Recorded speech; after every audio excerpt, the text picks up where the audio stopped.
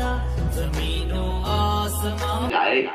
تاریخ گواہ ہے جب سے نبی نے نبوت کا اعلان کیا تب سے لے کے آج تک ظلم اور شرک اور پاپ مختلف شکلوں میں آتا رہا اور اسلام کے گلشن کو نوچنا چاہا، تاراج کرنا چاہا. کبھی ابو جہل بن کر آیا، کبھی ابو لہب بن کر آیا، کبھی عتبہ بن کر آیا، کبھی شیبہ بن کر آیا، کبھی امیہ بن خلف بن کر آیا، اور کبھی یزید بن کر آیا، کبھی شداد بن کر آیا، کبھی نمرود بن کر آیا. لیکن جتنی کوششیں کفر کی طرف سے ہوتی گئیں کہ اسلام کی کاوشوں کو، طاقتوں کو، اس کی عظمتوں کو پامال کیا جائے، اتنا اس کی عظمت میں چار چاند لگتا گیا، اتنا ہی اسلام کی عظمت کو طاقت فراہم ہوتی چلی گئی. جتنا دبایا گیا اتنا ابھرتا چلا گیا، جتنا اس کو مٹایا گیا اتنا یہ بڑھتا چلا گیا، جتنا روکا گیا اتنا یہ عروج پاتا چلا گیا. جتنا قرآن کی آیتوں کو دبانے کی کوشش کی گئی، اسلام اور بانی اسلام کی آواز کو بند کرنے کی کوشش کی گئی. تاریخ گواہ ہے سلمان فارسی آئے وہ بھی دامن رحمت میں چلے گئے، بلال حبش سے آئے وہ بھی دامن رحمت میں چلے گئے، عمار بن یاسر آئے وہ بھی دامن رحمت میں چلے آئے. جس نے بھی دبایا، جتنے بھی کوششیں کی، اس کا نقصان ہوا، اس کا خسارہ ہوا. لیکن یہ اسلام آج تک ویسے ہی ہے اور قیامت کی صبح تک ویسے رہے گا. آخر اس کی وجہ کیا ہے کہ نہ تو اسلام کے قانون میں کوئی تبدیلی ہوئی، نہ قرآن کی آیتوں میں کوئی تبدیلی ہوئی. ہزاروں کوششیں ہوئی، ہزاروں کاوشیں ہوئی، یہی تک نہیں، کوشش کرنے والوں نے پیسہ بھی خرچ کیا، حکومت کو کا بھی دباؤ بنایا، فوج اور طاقت کا بھی استعمال کیا. لیکن قرآن کے قائد تو بہت دور ہے، قرآن کے زبر زیر کو بھی تبدیل نہ کر سکے. آخر اس کی وجہ کیا ہے؟ آخر اس کی وجوہات کیا ہے؟ بہت ساری کتابیں آئیں، تبدیل ہو گئی، بہت سارے دین آئے، تبدیل ہو گئے، بہت سارے مذہب آئے، تبدیل ہو گئے، لیکن قرآن تو آج تک تبدیل نہ ہو سکا. اس کی وجہ کیا ہے؟ تو سنو، اس کی واحد وجہ صرف اور صرف یہی ہے کہ واحد کتاب قرآن ایسی کتاب ہے جس کی حفاظت کی ضمانت اللہ نے لیا ہے. واحد دین اسلام ایسا پاکیزہ مذہب ہے، اللہ نے اس کی حفاظت کی ذمہ لیا ہے.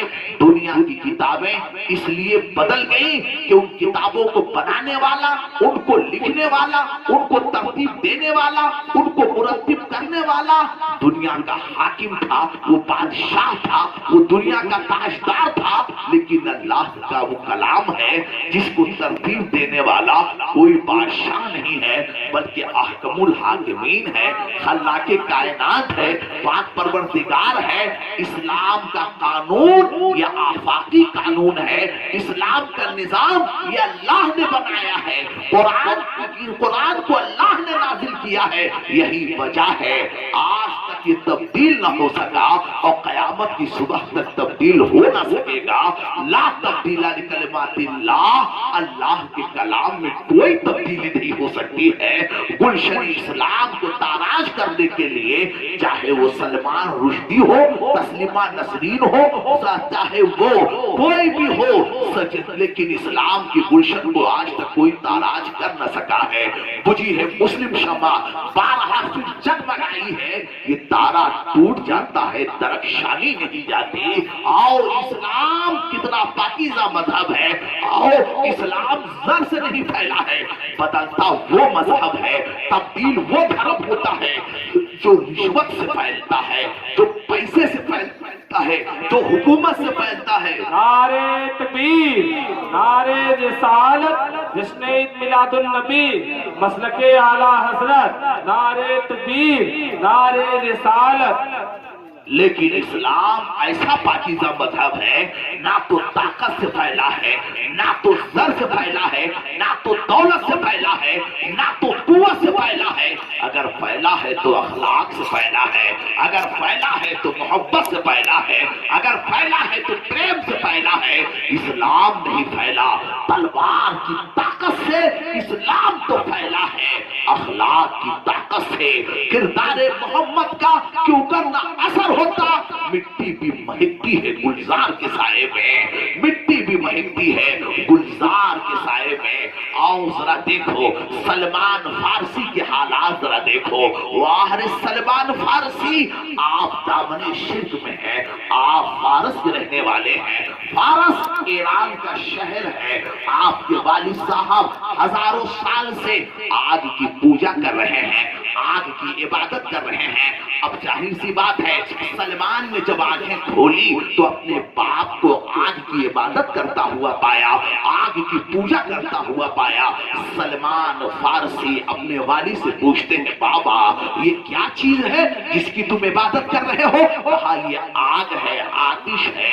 کہا بابا آپ کتنے سالوں سے عبادت کر رہے ہو؟ کہا باپ کرتا چلا آیا، باپ کے بعد تیرا باپ کرتا چلا آیا، صدیاں گزر گئی اللہ کی عبادت کرتے ہوئے۔ کہا جب اللہ تبارک و تعالی پاک پروردگار نے ہمیں پیدا کیا ہے اپنی عبادت کے لیے، تم اس کی عبادت کر رہے ہو، کیا یہ آگ جلا بھی سکتی ہے؟ کہا بیٹے آگ کیوں نہیں جلائے گی؟ کہا پھر عبادت کرنے کا مقصد کیا ہوا؟ آپ آگ کی عبادت کر رہے ہو، آگ آپ کو جلائے گی؟ کہا بیٹے آگ کا کام ہے جلا دینا، آگ کی فطرت ہے جلا دینا۔ سلمان فارسی وہاں سے نکلے، آپ شام پہنچتے ہیں، ایک راہب کی خدمت کر رہے ہیں، راہب کی سیوا کر رہے ہیں۔ راہب کا جب وقت قریب آیا تو سلمان فارسی نے کہا سنو ہم نے آتش پرستی کو چھوڑا، تمہارے دامن میں آئے، اب تم جا رہے ہو، آخر ہمارے لیے ہم کو کس کے سہارے پر چھوڑ کے جا رہے ہو؟ ہمارے لیے کوئی راستہ بتاؤ، تم جا رہے ہو، آخر مجھ کو کس کے سہارے پر چھوڑے جا رہے ہو؟ تو سلمان فارسی کو راہب نے کہا سلمان سنو اب میں تم کو کسی اور بھروسے پہ نہیں چھوڑوں گا، صرف بتانا یہی چاہتا ہو مکہ کی سرزمین پر وہ رسول پیدا ہو گیا ہے، اس رسول نے اپنی رسالت کا اعلان کر دیا ہے، ان قریب وہ رسول مکہ سے ہجرت کر کے مدینہ آئے گا۔ سلمان اگر موقع ملے تو چلے جانا اس رسول کی بارگاہ میں، اس کا کلمہ پڑھ لینا، وہیں سے تم کو دائمی سکون ملے گا، وہیں سے تم کو دائمی راحت ملے گی، وہیں سے تم کو اطمینان ملے گا۔ یہ کہا راہب چلا گیا، سلمان فارسی وہاں سے نکلے، ایک قافلہ ہے جو جا رہا تھا عرب کی سرزمین پر، آپ اس قافلے میں بیٹھ جاتے ہیں۔ واہ رے سلمان، اسلام بڑی محنتوں سے پھیلا ہے، اسلام کو مٹانا، اسلام کی عظمتوں کو مٹانا، قرآن کی تعلیمات کو مٹانا یہ تمہارا کام ہو نہیں سکتا، یہ کسی کا کام نہیں ہو سکتا ہے کہ وہ اسلام کی عظمتوں کو مٹا سکے، اس کی حفاظت اللہ نے اپنے ذمہ لے لیا ہے۔ سلمان فارسی سمجھتے ہیں اور اس قافلے والوں سے کہا ہمیں مدینہ جانا ہے۔ قافلے والوں نے سلمان کو پکڑا اور مدینے میں لا کر بیچ لیا۔ اب جب بیچا ہے جس نے خریدا ہے وہ مدینے کا بہت بڑا تاجر تھا، یہودی تھا، اس نے سلمان فارسی کو خریدا ہے، اپنے ہاں نوکری پہ رکھ لیا ہے۔ اب سلمان فارسی وہاں رہ رہے ہیں، انتظار کر رہے ہیں کب وہ رسول آئے، کب وہ پیغمبر آئے۔ سلمان فارسی نے پوچھا تھا اس راہب سے اگر وہ پیغمبر ملا تو اس کی نشانی کیا ہے؟ ہم پہچانیں گے کیسے کہ وہ نشانی، وہ پیغمبر کیسے ہے، اس کی نشانی تو بتاؤ۔ راہب نے کہا تھا اس کی پہلی نشانی یہ ہے وہ صدقہ قبول نہیں کرے گا، اور دوسری نشانی یہ ہے کہ وہ تحفہ قبول کر لے گا۔ سلمان فارسی یہودی کے ہاں نوکری کر رہے ہیں، اچانک مدینے میں آواز گونجتی ہے اے لوگو طٰہٰ و یاسین آ رہے ہیں، اے لوگو نائب پروردگار آ رہے ہیں، اے لوگو اللہ کے حبیب آ رہے ہیں، اے لوگو نائب پروردگار آ رہے ہیں، اے لوگو نائب پروردگار کی تشریف آوری ہو رہی ہے۔ پورا مدینہ ٹوٹ پڑا ہے، سلمان فارسی بھی پہنچتے ہیں زیارت کرنے کے لیے۔ اب جب سلمان فارسی پہنچتے ہیں تو انگوروں کا گچھا لیتے ہیں اور انگوروں کا گچھا لے کر پہنچتے ہیں، نبی کی بارگاہ میں پیش کر دیتے ہیں۔ نبی نے کہا یہ کیا لائے ہو؟ کہا اے اللہ کے رسول یہ صدقہ میں نے لایا ہے آپ کے لیے، آپ قبول فرما لیں۔ نبی نے کہا نہیں، ہم صدقہ قبول نہیں کرتے۔ نبی نے اس کو تقسیم کر دیا لوگوں کو۔ سلمان نے کہا پہلی نشانی تو دیکھ لیا، ایک ہفتے کے بعد پھر پہنچے، پھر انگوروں کا گچھا پیش کیا۔ نبی نے کہا یہ کیا ہے سلمان؟ عرض کہ اللہ کے رسول یہ تحفہ ہے، یہ ہدیہ ہے جو میں آپ کی بارگاہ میں پیش کر رہا ہوں۔ نبی نے ایک انگور کا ٹکڑا لیا، خود اپنے لبہائے مبارک میں ڈالے، سارے صحابہ کو تقسیم کر دیا۔ سلمان تڑپ جاتے ہیں، مسکرا کے عرض کی اے اللہ کے رسول اب دیر نہ کرو، مجھے کلمہ طیب پڑھا لو، میں دامن رحمت میں آنا چاہتا ہوں۔ میں سلمان سے پوچھنا چاہتا ہوں اے سلمان فارسی، دولت کو دیکھ کر کلمہ پڑھے، اقتدار کو دیکھ کر کلمہ پڑھے، نہ تو یہاں دولت ہے نہ تو یہاں پاور ہے، بظاہر نہ تو یہاں حکومت ہے، آخر کس چیز کو دیکھ کر تم نے کلمہ پڑھا؟ سلمان فارسی فرماتے ہیں یہی تو رسالت کی شان ہے، یہی تو نبوت کی شان ہے۔ اللہ کا نبی رہتا تو زمین پر ہے لیکن حکومت عرش اعظم پر ہوتی ہے، رہتے وہ زمین پر ہے لیکن حکومت عرش اعظم پر ہوتی ہے۔ ان کے گھر میں فاقہ ہوتا ہے لیکن اشارہ کریں تو پہاڑ سونے کا ہو جائے۔ ان کے گھروں میں ایک ایک مہینے تک چولہے میں آگ نہیں جلتی لیکن ان کی شان کا یہ حال ہے، اگر کوئی سائل آ جائے تو یہ نہیں دیکھتے ہیں کہ سائل کا مذہب کیا ہے، سائل کا دھرم کیا ہے، ساحل کا قبیلہ کون سا ہے، آنا اس کا کام ہوتا ہے، دینا مصطفیٰ کا کام ہوتا ہے۔